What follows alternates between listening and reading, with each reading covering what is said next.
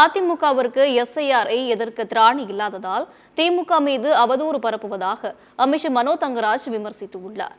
சென்னை தேனாம்பேட்டையில் நிகழ்ச்சி ஒன்றில் கலந்து கொண்ட பின்னர் செய்தியாளர்களிடம் பேசிய அவர், தேர்தல் ஆணையத்தின் துணையோடு பிரதமர் நரேந்திர மோடி சதி செய்துள்ளதை ராகுல் காந்தி நிரூபித்துள்ளார் என்றும், பிரதமர் மோடி பொறுப்பேற்ற பதவியை ராஜினாமா செய்ய வேண்டும் எனவும் தெரிவித்துள்ளார்.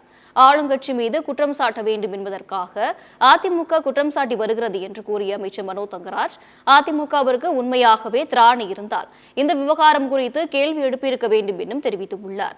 அதிமுக ஒரு மூழ்கும் படகாக மாறி வருகிறது என்றும், பாஜகவுடன் சேர்ந்து மேலும் மூழ்கிக் கொண்டே இருக்கிறார்கள் எனவும் மனோ தங்கராஜ் விமர்சித்துள்ளார்.